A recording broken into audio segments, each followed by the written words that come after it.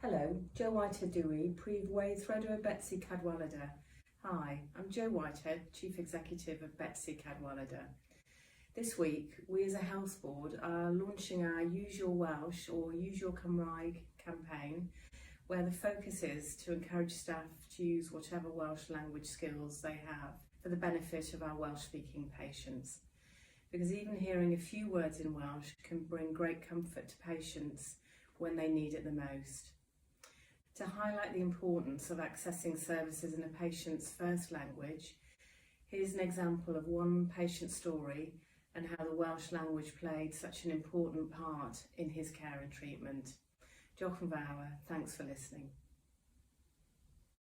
Enw i Wynne Roberts, rheolwr caplaniaeth Betsy Cadwaladr, ond ers y blwyddyn a hanner dwytha yma, dwi wedi bod hefyd yn glaf oddi fewn i'r ysbytai yma yng Ngogledd Cymru, yn gorfod delio efo cancer y bowel.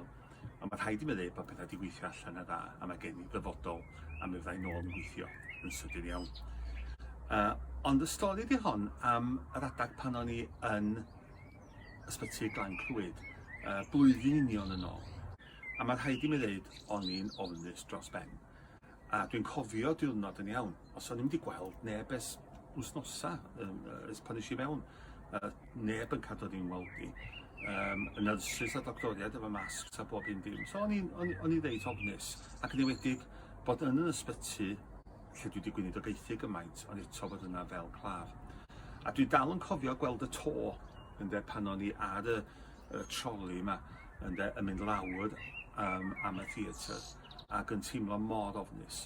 Ac yna, i mewn i'r theatr, ac yna gweld arbenigwr yn cerdd ata fi. Mae'n dweud, helo Wynne, sut wyt ti, paid â poeni fi bob dim yn iawn. Ac o'n siarad Cymraeg. Ac oedd hynna mor bwysig i mi. Achos mwyaf sydyn oedd yr ofn di mynd. Mwyaf sydyn o'n i'n teimlo bod fi adra, bod fi mewn lle diogel. Ac felly fy mod i ofn, bod fi wedi arfer efo ysbytai, ond o'n i ofn. Ond oedd y gaegeiriau Cymraeg yna wedi rhoi rhyw fath o heddwch meddwl i mi. Ac dwi'n mor ddiolchgar am y diwrnod yna, a dwi'n cofio fo, a mi'n ei gofio fo am beth dwi'n meddwl. Mark Polindwy, Gwydarydd Bwrdd Iechyd, Prifysgol Betsy Cadwaladr. I'm Mark Polin, Chairman of Betsy Cadwaladr University Health Board.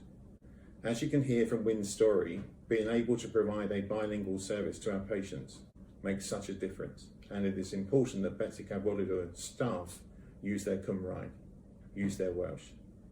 Betsy's Welsh language team are happy to help, and to answer any questions you may have, and to help staff. They can provide Welsh language courses, resources or support to ensure that you can improve and use whatever Welsh language skills you have. Diolch yn fawr iawn. Thank you.